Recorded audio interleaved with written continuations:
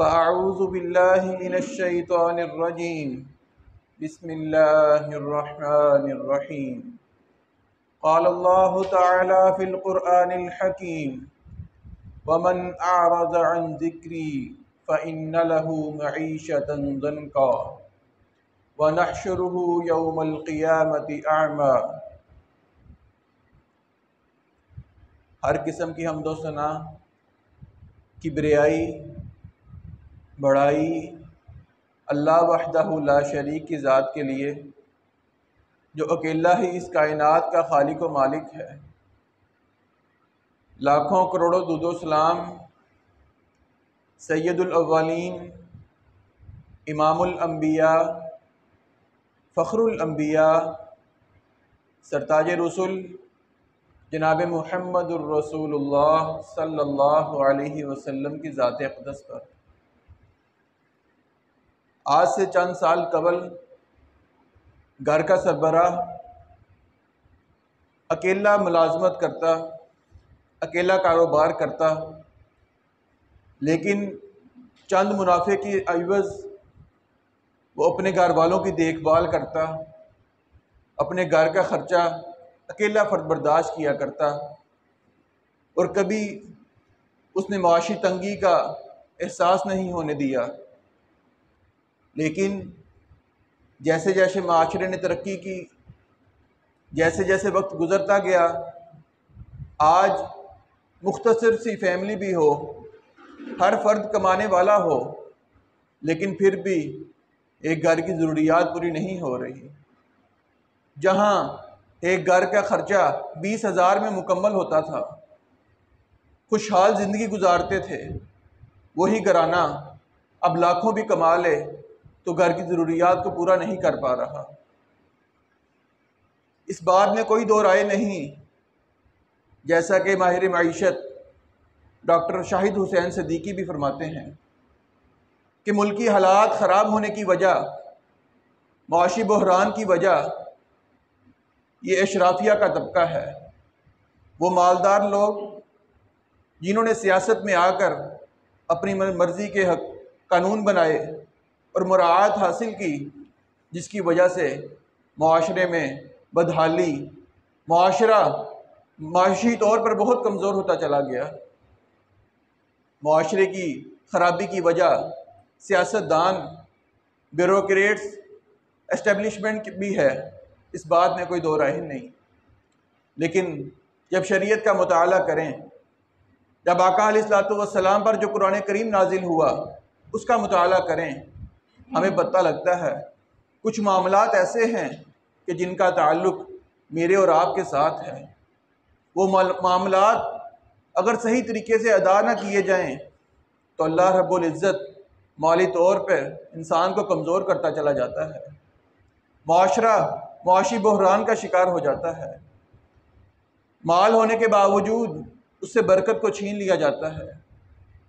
آج کا موضوع چند ایسے اعمال کہ جن کی وجہ سے معاشی بحران واقع ہوتا ہے، کہ جس کی وجہ سے ہمارے مال سے برکت اٹھا لی جاتی ہے، تاکہ جو موجودہ معاشی حالات ہیں، جہاں ہر شخص پریشان نظر آتا ہے، وہاں اگر ہم سیاست میں نہیں جا سکتے، ہم سیاستدان سے سوال نہیں کر سکتے، ان سے ہم عدالت میں فیصلہ نہیں کروا سکتے، تو کم از کم وہ معاملات کہ جن کا تعلق میری ذات کے ساتھ ہے، میں اگر ان کو درست کر لوں تو اللہ کے فضل سے، اللہ پر توکل کرتے ہوئے میرے گھر کے حالات کبھی خراب نہیں ہوں گے۔ آئیے چند اسباب جو معاشی بحران کا وجہ بنتے ہیں۔ سب سے پہلا سبب انسان کا اللہ کے ذکر سے، قرآن و سنت سے اعراض کرنا، اللہ کے ذکر سے منہ پھیر لینا۔ اللہ رب العزت نے فرمایا یہ معاشی بحران کا سبب بنتا ہے۔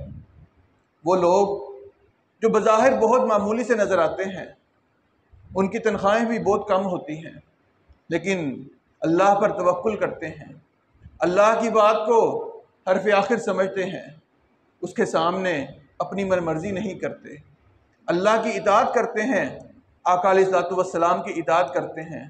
اللہ رب العزت ان کے تھوڑے سے مال میں برکت پیدا کرتا ہے، ان کی ضروریات کو پورا فرما دیتا ہے، اور دوسری طرف وہ طبقہ ہے جو مالدار ہے، ایلیٹ کلاس ہے، لاکھوں کروڑوں کے مالک ہیں، لیکن ضروریات زندگی پھر بھی پوری نہیں ہوتی۔ رات کو سوتے وقت نیند نہیں آتی، نیند کی گولیاں کھا کر سونا پڑتا ہے۔ یہ ایلیٹ کلاس طبقہ ہے۔ اللہ رب العزت نے فرمایا وَمَنْ أَعْرَضَ عَنْ ذِكْرِي، جس نے میرے ذکر سے اعراض کیا، میری حکم کو نہ مانا، اس سے منہ پھیرا، فَإِنَّ لَهُ مَعِيشَةً ضَنْكَ، اللہ رب العزت فرماتے ہیں ہم دنیا میں اس کا رزق چھین لیتے ہیں، اس کی روزی، اس کا گزر بسر اس کے اوپر تنگ کر دیتے ہیں۔ مال بہت زیادہ ہوتا ہے لیکن اس کے کام نہیں آ سکتا، کروڑوں کا مالک ہے لیکن ڈاکٹر نے منع کیا ہے فروٹ نہیں کھانا، فلاں چیز نہیں کھانی۔ کیسے کیا فائدہ ایسے مال کا جو انسان اپنے اوپر خرچ نہیں کر سکتا۔ اللہ رب العزت نے فرمایا وَنَحْشُرُهُ يَوْمَ الْقِيَامَةِ أَعْمَى، صرف دنیا میں نہیں بلکہ اللہ رب العزت نے فرمایا ہم دنیا میں بھی اس کو ذلیل کریں گے، اس کی معیشت کو تنگ کریں گے، قبر کے معاملات میں بھی اس کو سختی کا سامنا کرنا پڑے گا، اور قیامت کا دن ہوگا اللہ رب العزت جب قبر سے اٹھائے گا، اللہ فرماتے ہیں ہم اس کو اندھا کر کے اٹھائیں گے۔ آگے سے سوال کرے گا اللہ میں دنیا میں بینائی والا تھا، مجھے نظر آتا تھا، میں معاشرے کو دیکھتا تھا، آج میری بینائی کہاں گئی؟ اللہ فرمائیں گے تو نے میری آیات سے منہ موڑا، تو نے میرے ذکر سے اعراض کیا، اس کے نتیجے میں آج ہم نے تجھ سے منہ موڑ لیا، آج تیری بینائی کو ہم نے سلب کر لیا ہے۔ لیکن یہ ایک مرحلہ ہوگا، جب آگے جائے گا جہنم کا عذاب دکھانا ہوگا، جنت کی نعمتیں دکھا کر اس کو حسرت میں مبتلا کرنا ہوگا، اللہ اس کی بینائی کو واپس لٹائے گا تاکہ یہ جہنم کا عذاب دیکھے، یہ دیکھے کہ میرا ٹھکانہ کیا ہے۔ آج مالی طور پر دیکھا جائے جاپان، یورپ کی کنٹریاں مالی طور پر بہت آگے ہیں ہم سے، لیکن وہاں خودکشی کے واقعات پاکستان سے بہت زیادہ ہوتے ہیں، کیونکہ انہوں نے اللہ کے ذکر سے اعراض کیا، اللہ نے ان کی معیشت کو تنگ کر دیا۔ مال ہونے کے باوجود وہاں وہ اداروں میں جاتے ہیں جو باقاعدہ ادارے بنے ہیں، وہاں جا کر پیسے دے کر خودکشی کرتے ہیں۔ یہ اللہ رب العزت کے ذکر سے اعراض کرنے کی وجہ ہے۔ آج میں اور آپ بھی جس معاشرے میں رہتے ہیں، ہم اللہ کے ذکر سے اعراض کرتے ہیں۔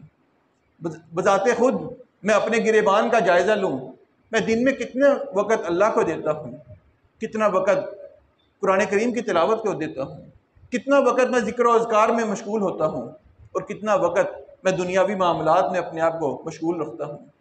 مانا کہ بہت معاشرہ آگے جا چکا ہے، ہم یہ نہیں کہتے کہ 24 گھنٹے اللہ کی عبادت کیجئے، لیکن آپ اپنے معاملات اس انداز سے اپنائیے، اس انداز سے اپنے کام کو کریے کہ آپ کا عبادت، آپ کے معاملات، آپ کا کاروبار کرنا اللہ کے ہاں عبادت لکھا جائے۔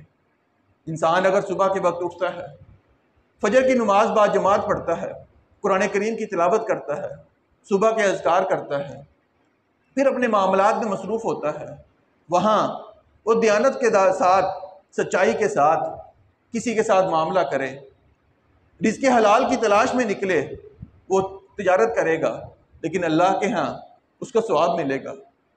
وہ دوپہر کا وقت ہو، وہ نماز ادا کرے، پھر اپنے معاملات میں مشغول ہو، اللہ رب العزت کے ہاں 24 گھنٹے اس کی عبادت میں لکھے جائیں گے، اگر اس نے 24 گھنٹے اللہ کے بتلائے ہوئے فرامین کے مطابق اپنی زندگی گزار لی۔ دوسرا عمل کہ جس کے ذریعے اللہ رب العزت انسان کی معیشت کو تنگ کر دیتے ہیں، اس کے رزق سے برکت کو اٹھا لیتے ہیں، اللہ کی نافرمانی کرنا، اللہ کے ساتھ نافرمانی کرنا اور گناہ کرنا، اس سے بھی معیشت تنگ ہو جاتی ہے۔ اللہ رب العزت فرماتے ہیں ظہر الفساد فی البر والبحر بما کسبت ایدی الناس، جو دنیا میں جو خشکی میں یا سمندر میں جو بھی طوفان، جو بھی آفت آتی ہے، قحط آیا، زلزلہ آیا، فصلیں تباہ ہوئی، اللہ فرماتے ہیں یہ اس وجہ سے ہے جو لوگوں کے بداعمال ہیں، ان بداعمالیوں کی وجہ سے اللہ رب العزت ان آفتوں کا نزول فرماتے ہیں۔ لیذیقہم بعض الذی عملوا، اللہ فرماتے ہیں ہم تھوڑا سا عذاب دیتے ہیں صرف اس لیے کہ شاید یہ واپس آ جائیں۔ یہ دنیا میں اللہ تھوڑا سا عذاب دے کر انسان کو مبتلا کرتے ہیں کہ اے بندے یہ تو چھوٹا سا عذاب برداشت نہیں کر سکتا، ابھی مہلت ہے، اللہ کی طرف واپس آ جا۔ اور اگر اللہ انسان کے تمام گناہوں کا دنیا میں حساب دے دیں، انسان یہاں سے گناہ کرے وہاں اللہ اس کی پکڑ کر لیں، دنیا میں کوئی انسان باقی نہ رہے، جیسے اللہ رب العزت نے فرمایا وَلَوْ يُؤَاخِذُ اللَّهُ النَّاسَ بِمَا كَسَبُوا مَا تَرَكَ عَلَى ظَهْرِهَا مِن دَابَّةٍ، اگر یہاں سے انسان گناہ کرے وہاں اللہ اس کی پکڑ کر لیں، اللہ فرماتے ہیں دنیا میں کوئی شخص باقی نہ رہے۔ گناہ کفار سے بھی ہوتا ہے، مشرکوں سے بھی ہوتا ہے، اور نیک انسان سے بھی ہوتا ہے، لیکن یہ اللہ کی طرف سے مہلت ہے کہ اللہ رب العزت ہماری پکڑ نہیں کرتے۔ وہ اللہ جو ہر چیز پر قادر ہے، اس معاشرے میں جہاں اللہ کے ساتھ شرک کیا جائے، جہاں غیر اللہ کی نظر و نیاز کی جائے، اولاد کا مطالبہ کرنا ہو، اللہ کو چھوڑ کر کسی اور کے در پر جایا جائے، اللہ کو کس قدر غصہ آتا ہوگا، لیکن اللہ رب العزت پھر بھی انسان کو مہلت دیتے ہیں، اے بندے ابھی وقت ہے، واپس آ جا۔ اگر انسان واپس آ جائے تو اللہ رب العزت اس کی معافی کو قبول فرما لیتے ہیں۔ اسی طرح آقا علیہ الصلوۃ والسلام نے فرمایا نافرمانی کی وجہ سے انسان کی عمر بھی کم ہو جاتی ہے، اور اگر ایک گناہ کرے، ایک گناہ کی وجہ سے اس کا رزق روک لیا جاتا ہے۔ آپ نے فرمایا انسان کی عمر میں صرف اضافہ نیکی کی وجہ سے ہوتا ہے۔ یہ اضافہ اس طرح بھی ہے، انسان دنیا سے چلا جائے لیکن اس کا تذکرہ اچھے لوگوں میں باقی رہتا ہے، اچھے الفاظ سے لوگ اس کو یاد کرتے ہیں، یا اس نے کسی کو دین کی تعلیم سکھائی تھی، وہ چلا جائے لیکن لوگ پیچھے سے اس پر عمل کریں، اس کی نیکیوں میں اضافہ ہوتا چلا جائے گا، گویا کہ وہ خود نیکیاں کر رہا ہے۔ لیکن اگر انسان گناہ کرے، انسان دنیا سے چلا بھی جائے، انسان کا تذکرہ اچھے الفاظ میں کوئی نہیں کرتا۔ اگر وہ گناہ کی تعلیمات کو فروغ دینے والا ہے، اس کا سوشل میڈیا کا اکاؤنٹ گناہوں پر مبنی ہے، وہاں ڈراموں کے گانوں کے کلپس موجود ہیں، وہ دنیا سے چلا جائے گا لیکن اس کا گناہ باقی رہے گا۔ آپ نے فرمایا انسان کبھی ایک غلطی کرتا ہے، ایک گناہ کرتا ہے، اللہ اس گناہ کی وجہ سے اس کا رزق روک لیتے ہیں۔ یہاں پتہ لگا نافرمانی کی وجہ سے اللہ رب العزت انسان سے اس کا رزق چھین لیتے ہیں، اس کا گزران اس کے اوپر تنگ فرما دیتے ہیں۔ آقا علیہ الصلوۃ والسلام کے فرامین کے مطابق پتہ لگتا ہے تیسرا عمل کہ جس کے ذریعے اللہ رب العزت معیشت کو تنگ کرتے ہیں وہ ہے ناشکری کرنا۔ اللہ رب العزت کی ذات تو وہ ہے کہ جس نے مجھے بن مانگے کیا کچھ عطا نہیں کیا، ایک تندرست جسم عطا کیا، ایک چہرہ، ایک ناک، 2 آنکھیں عطا کی، سننے کے لیے کان دیے، بولنے کے لیے اللہ نے زبان فراہم کی، دیکھنے کے لیے اللہ نے آنکھیں دی، ایک جسم دیا مضبوط، اللہ نے ہاتھ دیے، چلنے کے لیے پاؤں دیے، اور یہ اللہ سے مانگے نہیں، اللہ نے خود عطا فرما دیے۔ وہ ذات جس نے بن مانگے اتنا کچھ دے دیا، اگر وہ کبھی ایک وقت کی روٹی ہم سے چھین لے، ہمارے اوپر آزمائش کو مبتلا فرما دے، تو میں اگر اللہ کی ناشکری کروں، اللہ کس قدر ناراض ہوں گے کہ جس سے مانگا بھی کچھ نہیں، اللہ نے اتنا کچھ عطا کر دیا۔ آقا علیہ الصلوۃ والسلام فرماتے ہیں اللہ سے مانگیے، اللہ بہت خوش ہوتے ہیں کہ جب اللہ سے مطالبہ کیا جائے۔ اگر انسان صرف زبان سے اللہ سے مانگے، اللہ اس قدر خوش ہوتے ہیں۔ اگر انسان اللہ کی اطاعت کرے، اپنے عمل سے اللہ کو خوش کر دے، پھر اللہ رب العزت کیا انعامات دیں گے انسان سوچ نہیں سکتا۔ آج ایک انسان کسی کاروبار میں پیسے انویسٹ کرتا ہے، اس کو وہاں ایک دن مثال کے طور پر 5,000 کا پروفٹ ہوا، اگلے دن دوبارہ اس نے اتنے ہی پیسے انویسٹ کیے، لیکن اس دن اس کو 2,000 یا 2,500 کا پروفٹ ہوا، اس دن وہ ناشکری کرے گا، آج کام صحیح نہیں ہوا، آج ذرا پیسے کم ہوئے ہیں۔ جب ناشکری کرے گا اللہ رب العزت اس سے وہ رزق چھین لیں گے۔ اللہ فرماتے ہیں لَإِن شَكَرْتُمْ لَأَزِيدَنَّكُمْ، اے میرے بندو میرے دیے پر شکر ادا کرو، میں تمہیں اس سے زیادہ دوں گا۔ وَلَئِن كَفَرْتُمْ، اگر تم نے ناشکری کی، إِنَّ عَذَابِي لَشَدِيدٌ، پھر میرا عذاب، میری پکڑ بہت سخت ہے۔ اسی طرح آقا علیہ الصلوۃ والسلام پر جو قرآن کریم نازل ہوا، اس میں اللہ رب العزت نے سورۃ نحل میں آیت نمبر 112 میں ایک واقعہ بیان فرمایا، ایک بستی کا ذکر کیا۔ وہ بستی جس کے پاس اللہ کی طرف سے رزق آتا تھا، بہت مطمئن تھی، ان کا رزق ان کے پاس پہنچتا، بہت پرسکون زندگی گزار رہے تھے۔ لیکن اللہ فرماتے ہیں پھر اس قوم نے، اس بستی نے اللہ کی نافرمانی کی، اللہ رب العزت نے اس نافرمانی کے عوض ان کے اوپر بھوک کا عذاب مسلط کر دیا، ان کے اوپر خوف کا عذاب مسلط کر دیا۔ پھر اللہ رب العزت نے یہ عذاب ان پر مبتلا کیے تو صرف ناشکری کی وجہ سے۔ آج انسان ایک وقت کی روٹی نہ ملے، انسان اللہ کی ناشکری کرنے لگ جاتا ہے۔ ہر حال میں اللہ کا شکر ادا کیجئے۔ آج ہمارے حالات وہ نہیں جو صحابہ اکرام کے حالات تھے، جو پورا دن صرف ایک کھجور کے اوپر گزارا کیا کرتے اور کبھی کبھار اس کی گٹلی کو چوس چوس کر اپنا پورے دن کا وقت گزارا کرتے تھے۔ آج الحمدللہ ہمارے حالات اس قدر برے نہیں ہوئے۔ آقا علیہ الصلوۃ والسلام نے فرمایا، چوتھا عمل جس پر اللہ رب العزت معیشت کو تنگ کرتے ہیں، انسان کا رزق اسے چھین لیتے ہیں، وہ اللہ کی تقسیم پر عدم رضامندی ہے۔ اللہ رب العزت نے اس کائنات کو تخلیق فرمایا، اللہ نے نظام چلانا ہے، کسی کو استاد بنایا، کسی کو شاگرد بنایا، کسی کو بادشاہ بنایا، کسی کو اس کی رعایا بنایا، کسی کو مزدور بنایا، مستری بنایا۔ یہ اللہ کی تقسیم ہے۔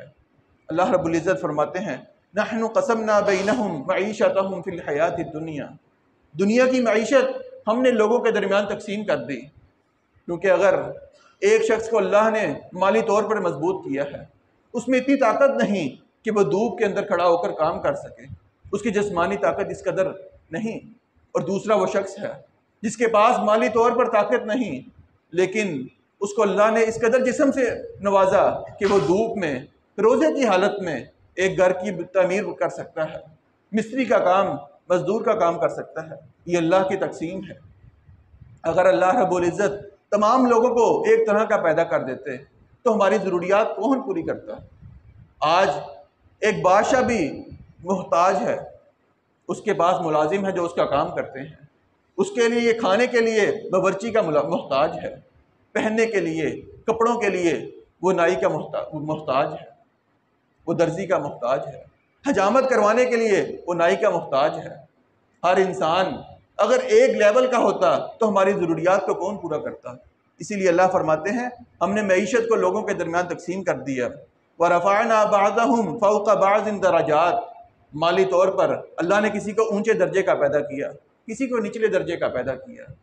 اور اللہ فرماتے ہیں، لِيَتَّخِذَ بَعْضَهُمْ بَعْضًا سِخْرِيًّا، اللہ نے اس لیے کیا کہ انسان دیکھے کہ اللہ جب کسی بندے کو مالی طور پر مضبوط کرتے ہیں تو انسان اس کے تابع رہ کر کام کرتا ہے۔ یہ اللہ نے آزمائش کے لیے اس طرح پیدا کیا۔ اگر انسان اللہ کی تقسیم پر عدم رضامندی کا اظہار کرے، اس پر خوش نہ ہو، تو آقا علیہ الصلوۃ والسلام نے فرمایا اللہ پھر بھی برکت کو چھین لیتے ہیں۔ آپ نے فرمایا، وَمَن لَّمْ يَرْضَىٰ لَمْ يُبَارِكْ لَهُ، جو اللہ کی تقسیم پر راضی نہیں ہوتا، جو یہ تصور کرے کہ اللہ نے مجھے مستری کیوں پیدا کیا، مجھے اللہ نے بادشاہ کیوں نہیں بنا دیا، اللہ کی تقسیم پر راضی نہیں ہوتا، اللہ رب العزت اس کے مال میں برکت نہیں عطا فرماتے۔ جب اللہ کی طرف سے اس مال میں برکت نہیں ہوگی تو وہ مال ہمارے لیے کیسے نفع ثابت ہوگا؟ پانچواں عمل جو ہمارے لیے رزق میں تنگی کا باعث بنتا ہے، وہ اللہ کی رزق کی ناقدری کرنا۔ آج بہت سے ایسے لوگ ہیں جو کھاتے کم ہیں اور رزق ضائع زیادہ کرتے ہیں۔ اس کی زندہ مثال ہمارے ہاں شادی حال میں ہے۔ انسان پڑھا لکھا ہے، ایک اچھے گھرانے سے تعلق رکھتا ہے، لیکن جب کھانے لگتا ہے پوری پلیٹ کو بھر لیتا ہے، ضرورت سے زیادہ کھانا اپنی پلیٹ میں ڈال لیتا ہے، پھر آدھے سے زیادہ کھانا اس کو ضائع کر دیتا ہے۔ یہ اللہ کی رزق کی ناقدری ہے۔ پھر ایک وقت آتا ہے اللہ رب العزت رزق کو اس سے چھین لیتے ہیں۔ بلکہ آقا علیہ الصلوۃ والسلام نے تو یہ بھی فرمایا کہ انسان جب کھانا کھا رہا ہو، اگر اس کا لقمہ نیچے گر جائے، وہ نیچے سے لقمے کو اٹھائے، گندگی کو صاف کرے، وہ لقمہ کھا لے۔ آپ نے فرمایا شیطان کے لیے لقمہ نہ چھوڑو۔ پھر آپ نے یہ بھی فرمایا، صحابی بیان کرتے ہیں اللہ کے رسول نے ہمیں حکم دیا کہ پلیٹ کو صاف کرو، اچھی طرح پلیٹ کو صاف کرو۔ تمہیں نہیں معلوم کہ اللہ نے کس نوالے میں سالن کے کس حصے میں برکت رکھی ہے؟ اگر انسان ایک لقمہ یا سالن کا تھوڑا سا حصہ چھوڑ دے، کیا پتہ اسی کھانے میں برکت ہو، انسان اس برکت سے محروم رہ جائے۔ انسان کا پیٹ کیسے بھرے گا جب اللہ کی طرف سے برکت نہیں آئے گی؟ آپ نے اگلا عمل بیان فرمایا کہ انسان اگر گھر میں داخل ہوتے ہوئے یا کھانے سے پہلے بسم اللہ نہیں پڑھتا، پھر بھی اس کے مال سے برکت اٹھا لی جاتی ہے۔ آقا علیہ الصلوۃ والسلام نے صحیح مسلم میں حدیث ہے، آپ نے فرمایا جب ایک شخص اپنے گھر میں داخل ہوتا ہے، اگر وہ بسم اللہ پڑھتا ہے، شیطان اپنے ساتھیوں کو کہتا ہے آج اس گھر کے اندر رہنے کی اجازت نہیں، ہمارے لیے اس گھر میں رہنے کے لیے کوئی ٹھکانہ باقی نہیں۔ پھر انسان کھانا کھانے لگتا ہے، بسم اللہ پڑھتا ہے، شیطان اپنے ساتھیوں کو کہتا ہے اس کھانے میں ہمارے لیے کوئی حصہ باقی نہیں رہا، شیطان وہاں سے چلا جاتا ہے۔ پھر آپ نے فرمایا انسان اگر گھر میں داخل ہوتے ہوئے بسم اللہ نہیں پڑھتا، شیطان اپنے دوستوں کو کہتا ہے آ جاؤ رات کا بندوبست ہو گیا ہے۔ انسان کھانے سے پہلے بسم اللہ نہیں پڑھتا، شیطان کہتا ہے آ جاؤ کھانے کا بھی بندوبست ہو گیا ہے۔ اسی طرح ایک روایت بیان کی جاتی ہے کہ ایک دفعہ دو شیطانوں کے آپس میں ملاقات ہوئی۔ ایک وہ شیطان کہ جو مسلمان مومن کے ساتھ رہتا ہے، کہ جس طرح آقا علیہ الصلوۃ والسلام نے فرمایا ہر انسان کے ساتھ ایک شیطان مقرر ہے، ایک وہ شیطان جو مومن کے ساتھ ہے اور ایک وہ شیطان جو کافر کے ساتھ رہتا ہے۔ ان کی آپس میں ملاقات ہوتی ہے۔ جو کافر کا شیطان ہے وہ مسلمان والے شیطان سے پوچھتا ہے تو بہت کمزور نظر آ رہا ہے، کیا وجہ ہے؟ وہ کہنے لگا تجھے کیا بتلاؤں، یہ مسلمان ہے، یہ مومن ہے، جب کھانا کھانے لگتا ہے بسم اللہ پڑھ لیتا ہے، مجھے کھانے کے لیے کچھ نہیں ملتا، بستر پر جاتا ہے لیٹنے سے پہلے بسم اللہ پڑھ لیتا ہے، ساری رات میں کھڑے ہو کر گزارتا ہوں، یہ پانی پینے لگتا ہے یہ بسم اللہ پڑھ لیتا ہے، مجھے پانی پینے کے لیے نہیں ملتا، میں سارا دن بھوک پیاس میں گزارتا ہوں، میں بہت کمزور ہو گیا ہوں۔ جو کافر والا شیطان ہے وہ کہتا ہے میں تو کافر کے ساتھ رہتا ہوں، نہ وہ بسم اللہ پڑھتا ہے، مجھے کھانے میں بھی اچھا ملتا ہے، مجھے پینے میں بھی اچھا ملتا ہے، مجھے طرح طرح کے بستر بھی ملتے ہیں جس پر میں لیٹ کر اپنی نیند کو پورا کرتا ہوں۔ اسے ہمیں پتہ لگا جب انسان بسم اللہ نہیں پڑھتا، اللہ رب العزت اس کھانے سے اس گھر سے برکت کو اٹھا لیتے ہیں۔ اسی طرح آپ نے فرمایا انسان اگر جھوٹ کا خیانت کا اظہار کرے، اس کو نہ چھوڑے، پھر بھی برکت اللہ چھین لیتے ہیں۔ آقا علیہ الصلوۃ والسلام نے فرمایا ایک خریدنے والا ایک بیچنے والا جب کاروبار کرتے ہیں فَإِن صَدَقَا وَبَيَّنَا، اگر وہ دونوں شخص سچ بولتے ہیں، اپنے مال کی جو چیز ہے جو عیب ہے اس کو بیان کرتے ہیں، بُورِكَ لَهُمَا فِي بَيْعِهِمَا، اللہ رب العزت اس کے بیع میں، اس کی خرید میں، فروخت میں اللہ برکت عطا کرتے ہیں۔ وَإِن كَتَمَا وَكَذَبَا، اگر وہ دونوں شخص جھوٹ کا سہارا لیں، عیب کو چھپائیں، اللہ رب العزت ان کے رزق سے، ان کی تجارت سے برکت کو اٹھا لیتے ہیں۔ وہ خرید و فروخت کو کرتے ہیں، وہ لاکھوں کروڑوں کا مال کماتے ہیں لیکن اس میں برکت نہیں رہتی۔ پھر ہم دیکھتے ہیں کہ لاکھوں کروڑوں پتہ نہیں لگتا کہاں چلے جاتے ہیں۔ کبھی پتہ لگا 10,000 فلاں ڈاکٹر کے پاس گئے، اس کی فیس لگ گئی، 10,000 فلاں جگہ پر لگ گیا، پتہ نہیں لگا۔ یہ وجوہات صرف بے برکتی کی علامت ہیں۔ آپ نے یہ بھی فرمایا انسان اگر جھوٹی قسم اٹھا کر مال کو فروخت کرتا ہے پھر بھی اللہ رب العزت برکت کو اٹھا لیتے ہیں۔ آپ نے فرمایا الحلف، قسم اٹھانا، منفقۃ للسلع، یہ مال کو بیچ دیتی ہے، اس میں تو انسان کو مدد ملتی ہے۔ اور آپ نے فرمایا ممحقۃ للبرکہ، لیکن اللہ کی طرف سے جو مال میں برکت ہے اس کو ختم کر دیتی ہے، پھر انسان کے مال سے برکت کو اٹھا لیا جاتا ہے۔ آپ نے یہ بھی فرمایا، سنن ابن ماجہ کی لمبی روایت ہے کہ انسان اگر ناپ تول میں کمی کرے پھر بھی اس کے اندر برکت کو اٹھا لیا جاتا ہے۔ اگر انسان ناپ تول میں کمی کرے اللہ 3 عذاب میں مبتلا کرتا ہے، اللہ قحط سالی اس بندے پر نازل کرتا ہے، اللہ رب العزت سخت مشکلات اس کے اوپر نازل کرتا ہے، ایسے کام اسے کرواتا ہے کہ اس کی مشقت میں نہیں ہوتے، اس کے اندر طاقت نہیں لیکن اس کو کرنے پڑتے ہیں۔ اور آپ نے فرمایا اللہ رب العزت جابر حکمران، فاسق حکمران اس کے اوپر مسلط کرتا ہے جو شخص ناپ تول میں کمی کرتا ہے۔ آج بظاہر ہم مسلمان ہیں، ہم ایک اسلامی معاشرے میں رہتے ہیں، لیکن ایک سروے کے مطابق پاکستان میں جو امانت داری ہے، جو دیانت داری ہے، جو سچ بولنا ہے، اس کا نمبر 164 ہے۔ 164 نمبر پر پاکستان میں نمبر ہے کہ انسان کتنے سچے ہیں۔ اور جاپان جو غیر مسلموں کا ممالک ہے، جس کے اندر مسلمان بہت کم رہتے ہیں، وہ سچائی میں، امانت داری میں پہلے نمبر پر ہے۔ ہمارے استاد محترم فرمایا کرتے ہیں کہ جو کفار ہم سے متنفر ہوتے ہیں جو انگلینڈ میں، سویڈن میں قرآن کریم کی بے حرمتی ہوتی ہے وہ ہمارے اعمال کی وجہ سے ہوتی ہے۔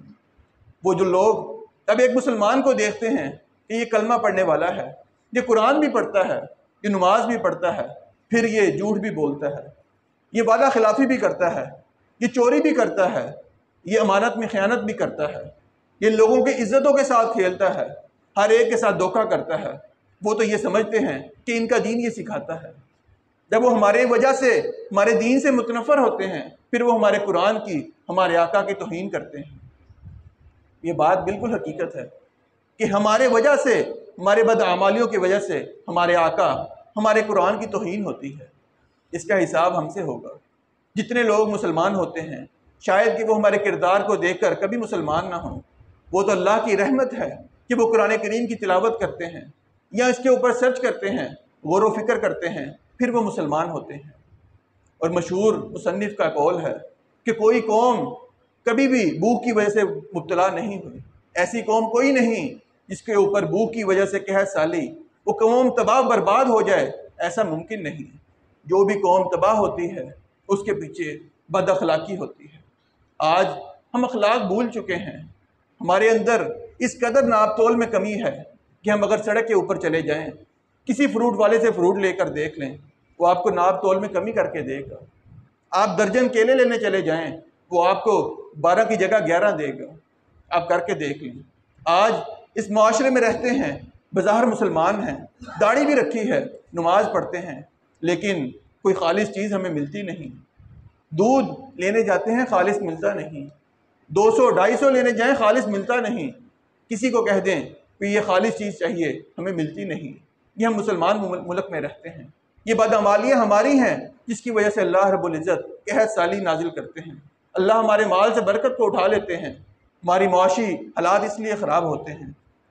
اس لیے آقا علیہ الصلوۃ والسلام نے اگلا عمل بیان فرمایا، انسان اگر بخل سے کام لے، اللہ کے راستے میں خرچ نہ کرے، پھر بھی انسان کے مال سے برکت کو اٹھا لیا جاتا ہے۔ آپ نے فرمایا صبح کے وقت روزانہ 2 فرشتے اللہ کی طرف سے نازل ہوتے ہیں، یہ دعا کرتے ہیں، اللہ تیرا بندہ اگر تیرے راستے میں خرچ کرے، اس کے مال میں برکت عطا فرما، اس کو اس کا بہترین بدلہ دے۔ اگر اللہ تیرا بندہ تیرے راستے میں نہیں خرچ کرتا، اللہ اس کے مال سے برکت کو ختم کر دے، اس کا مال تباہ و برباد کر دے۔ فرشتے دعا کرتے ہیں روزانہ کی بنیاد پر۔ اگر انسان فرشتوں کی دعا کا مستحق ٹھہر گیا، انسان کے مال سے برکت کو اٹھا لیا جائے گا، کیونکہ فرشتوں کی دعا اللہ کے حکم کے بغیر نہیں ہوتی، اور فرشتوں کی دعا اللہ رد کبھی نہیں کرتے۔ اگلا عمل جس سے بے برکتی پیدا ہوتی ہے، آقا علیہ الصلوۃ والسلام نے فرمایا انسان کا زکوٰۃ ادا نہ کرنا یہ اس کے مال سے برکت کو اٹھا لیتا ہے۔ آقا علیہ الصلوۃ والسلام نے سنن ابن ماجہ کی روایت میں فرمایا جس قوم میں زکوٰۃ کو ادا نہ کیا جائے، اللہ رب العزت اس کے اوپر بارش نازل نہیں کرتا، اور فرمایا کہ اگر اس قوم کے اندر جانور نہ رہتے ہوتے، اللہ کبھی بھی اس قوم کے اوپر بارش نہ نازل کرتا۔ اللہ رب العزت صرف جانوروں پر ترس کھاتے ہوئے اس قوم پر بارش کو نازل کرتا ہے۔ آج میں اور آپ اپنا جائزہ لیں، جن احباب کے ہاں اللہ نے اس قدر مال دیا وہ زکوٰۃ دے سکتے ہیں، وہ کس قدر زکوٰۃ دیتے ہیں؟ شاید کہ اگر ہم زکوٰۃ دینے لگ جائیں صحیح طریقے سے تو اللہ رب العزت کے حکم سے، اللہ کی توفیق سے ہمارے ملک سے غربت ختم ہو سکتی ہے۔ آقا علیہ الصلوۃ والسلام کا دور، سیدنا عمر کا دور، سیدنا عمر بن عبدالعزیز رحمۃ اللہ علیہ کا دور، وہ دور جس میں زکوٰۃ کو لیا جاتا، ٹیکس کسی قسم کا نہیں لیا جاتا تھا۔ زکوٰۃ اس قدر کٹھی ہوتی کہ لوگ زکوٰۃ دینے کے لیے نکلتے، کوئی زکوٰۃ لینے والا نہیں ہوتا تھا۔ اگر آج میں اور آپ دیانتداری سے اپنے مال کی زکوٰۃ نکالیں، ہمارے ملک سے یہ معاشی تنگی دور ہو سکتی ہے، ہمارے ملک سے غربت کا خاتمہ ہو سکتا ہے، ہمارے مال میں اللہ برکت بھی عطا فرمائیں گے۔ آپ نے فرمایا نکمی چیز، ردی چیز اللہ کے راستے میں خرچ کرنا یہ بھی بے برکتی کا سبب بنتا ہے۔ آقا علیہ الصلوۃ والسلام نے ایک مرتبہ ایک شخص کو بھیجا کہ جہاں فلاں بندے سے زکوٰۃ لے کر آؤ، اس کے پاس صدقہ لینے جاتا ہے، اس نے اللہ کے راستے میں ایک کمزور سا اونٹ دے دیا، وہ اونٹ جو چلنے کے بھی قابل نہیں۔ آقا علیہ الصلوۃ والسلام کے پاس آیا، آپ نے دیکھا، آپ سخت ناراض ہوئے، آپ نے اس کے لیے بددعا کی، اللہم لا تبارک فی اہلہ و مالہ، اے اللہ اس کے مال میں، اس کے اہل میں برکت نہ دینا، یہ اللہ کے راستے میں نکمی چیز دیتا ہے۔ اس شخص کو پتہ لگا، وہ فوراً آقا علیہ الصلوۃ والسلام کے پاس آیا، آقا مجھ سے غلطی ہو گئی، مجھے معاف کیجیے۔ پھر اس نے اچھا مال اللہ کے راستے میں خرچ کیا، پھر آپ نے اس کے لیے دعا کی، اللہ اس کے مال میں برکت عطا فرما۔ پتہ لگا اگر انسان اللہ کے راستے میں ہمیشہ نکمی چیز، ہمیشہ ردی چیز دے، اللہ رب العزت اس کے مال سے برکت کو اٹھا لیتا ہے۔ اور آخری چیز، انسان اگر اپنے لیے یا اپنے بچوں کے لیے یا اپنے رزق میں کبھی پریشانی کی حالت میں بد دعا کر بیٹھے، اس سے بھی انسان کے اوپر اس کے مال کو تنگ کر لیا جاتا ہے۔ آقا علیہ الصلوۃ والسلام نے فرمایا، کبھی بھی اپنے لیے، اپنے بچوں کے لیے، اپنے اہل و عیال کے لیے، اپنے مال کے اوپر کبھی بد دعا نہ کرنا۔ تمہیں نہیں معلوم، کیا پتہ وہ وقت قبولیت کا وقت ہو، تمہاری بد دعا تمہارے اوپر لگ جائے۔